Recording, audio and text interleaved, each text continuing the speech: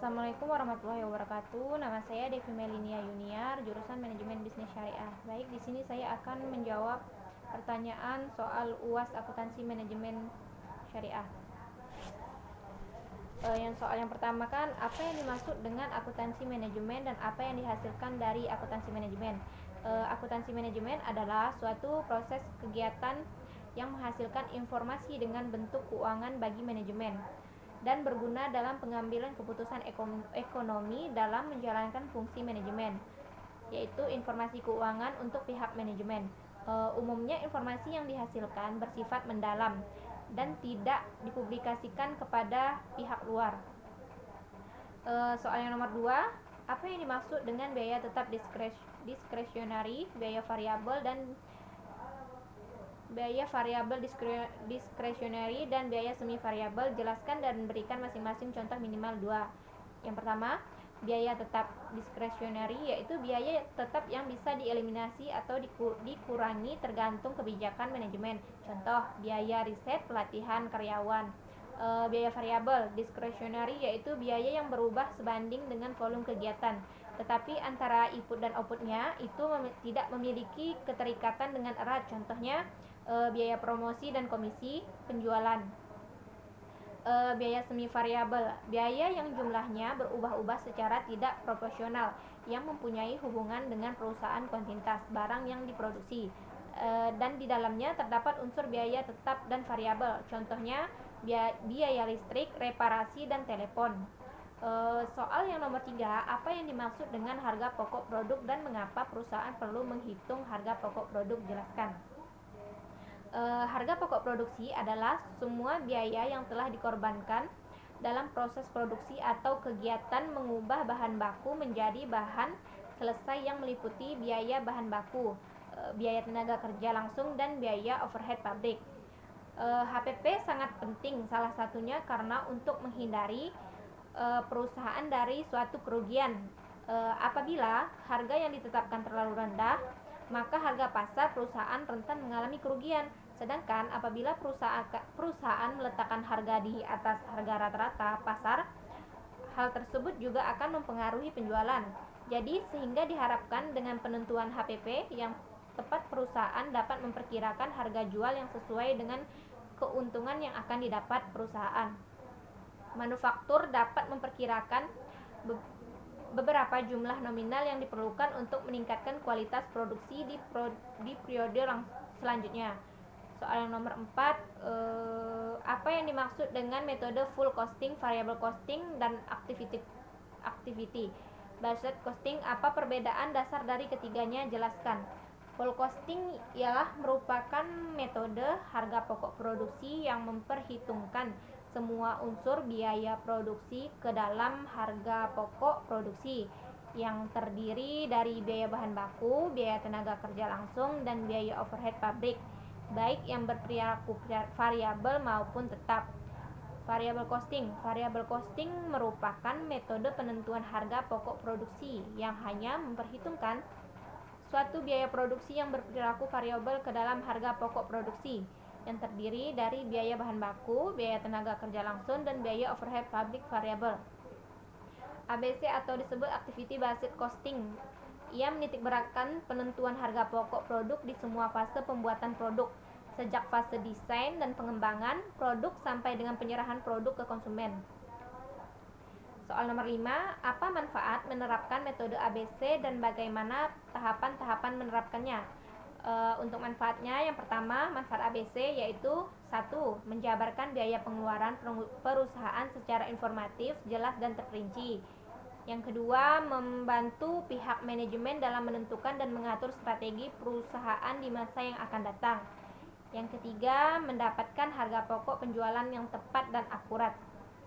Sedangkan tahapan penerapannya, yang pertama, ia menetapkan biaya aktivitas. Yang kedua, membebankan biaya sumber daya ke aktivitas. Yang ketiga, menghitung biaya sumber daya yang digunakan dalam aktivitas-aktivitas. Yang keempat, membebankan biaya aktivitas ke objek biaya. Soal nomor 6, apa yang dimaksud dengan titik impas atau BOP? apa tujuan mencari titik impas, serta bagaimana cara menghitung BEP dengan metode matematika dan metode kontribusi unit. BEP yaitu suatu titik di mana pengeluaran yang dikeluarkan seimbang dengan pendapatan, sehingga perusahaan tidak mengalami kerugian atau keuntungan.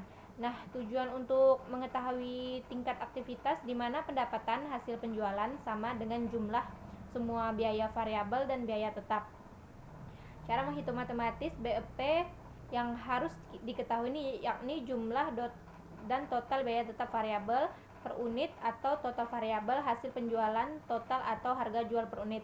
BEP FC P dikurang VC kontribusi unit untuk mengetahui titik di mana jumlah beban setara dengan jumlah biaya dan jumlah unit yang dikeluarkan.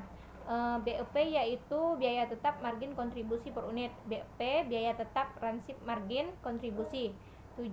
Jelaskan korelasi antara kelangsungan hidup dan laba maksimum terhadap penetapan harga jual. Nah, dalam penentuan harga jual, laba bisa digunakan sebagai pedoman dalam menetapkan harga jual produk, di mana jika laba maksimum telah ditargetkan oleh perusahaan, maka perusahaan dapat memperhitungkan harga jual tepat yang disesuaikan dengan HPP per unit. Hal tersebut secara dapat membuat keberlangsungan hidup perusahaan lebih terjamin karena strategis harga jual yang tepat dan laba maksimum yang didapatkan perusahaan. Soal nomor 8, sebutkan dan jelaskan 2 faktor internal dan 2 faktor eksternal yang mempengaruhi penetapan harga. Yang pertama, faktor internal, yaitu tujuan pemasaran perusahaan. Sebagai faktor utama yang menentukan harga adalah tujuan penetapan itu sendiri. Misalnya, memaksimalkan laba, mempertahankan kelangsungan hidup, memperbesar pangsa pasar, dan lain sebagainya. Strategi bauran pemasaran, karena harga merupakan salah satu elemen dalam bauran pemasaran, maka dalam menentukan harga sebaiknya dikoordinasikan lebih lanjut dengan elemen pemasaran lain seperti produk, tempat, dan promosi. Sedangkan faktor eksternal yaitu persaingan. Nah, agar produk tetap dilirik oleh pelanggan, maka penetapan harga juga perlu dipertimbangkan penting agar tidak terlalu rendah atau terlalu tinggi dari pesaing sejenis, seperti sifat pasar dan permintaan pihak yang bertanggung jawab terhadap penetapan harga. Hendaknya kita memperhatikan dan memahami dengan baik sifat dan permintaan pasar atas produk yang dihasilkan. Apakah pasar tersebut termasuk pasar persaingan, monopoli, atau oligopoli? Nah, soal yang nomor 9, bagaimanakah strategi penetapan harga untuk produk baru? Yang pertama, skimming pricing, yaitu metode penetapan harga dengan menentukan harga setinggi-tingginya di awal produk ketika diluncurkan, kemudian beransur-ansur turun pada kelompok produk kedua atau ketiga. Contoh produk yang mengikuti fashion, barang elektronik, kendaraan. Penetration pricing, yaitu menetapkan harga relatif rendah di awal produk dengan tujuan meraih mangsa pasar dengan membendung kompetitor untuk masuk dan menciptakan skala ekonomis serta menurunnya biaya per unit produk. Biasanya berprioritas dalam jangka panjang. Soal yang nomor 10, bagaimana peranan penyusunan anggaran dalam proses pengendalian manajemen? Nah, sebagai alat manajemen, anggaran membantu manajemen dalam menjalankan fungsi-fungsi perencanaan, koordinasi, dan pengendalian. Anggaran merupakan alat yang mendukung efektivitas perencanaan jangka pendek dan pengendalian organisasi. Soal yang nomor 11, apakah metode yang digunakan dalam menentukan harga transfer? Yang pertama, harga transfer atas dasar harga pasar market business transfer pricing, metode harga pokok, metode negosiasi, metode arbitrase, dan penyajian konflik. Soal yang nomor 12, sebutkan dan jelaskan jenis-jenis anggaran. Yang pertama, anggaran penjualan adalah anggaran yang merupakan suatu penentuan jumlah unit penjualan yang diperkirakan akan dijualkan di dalam suatu perusahaan untuk periode yang akan datang. Sedangkan anggaran produksi yaitu merupakan skedul rinci yang mengidentifikasi produk atau jasa yang harus dihasilkan atau disediakan untuk meraih penjualan yang dianggarkan dan kebutuhan persediaan. Anggaran biaya yaitu bahan baku, merupakan pembelian yang diperlukan untuk sepanjang tahun yang dirinci untuk setiap jenis bahan baku untuk memenuhi kebutuhan produksi dan untuk tujuan persediaan yang diinginkan. Anggaran biaya tenaga kerja langsung pada umumnya untuk menyusun perhitungan biaya tenaga kerja langsung dikenal dua macam dasar perhitungan, yaitu upah per unit dan upah per jam. Anggaran biaya overhead pabrik merupakan komponen ketiga di dalam penyusunan perhitungan besarnya harga pokok produksi. Biaya overhead pabrik terdiri dari seluruh biaya yang terjadi di dalam pabrik kecuali biaya bahan baku dan biaya tenaga kerja langsung. Soal yang nomor 13, sebutkan dan jelaskan apa saja keunggulan balanced scorecard.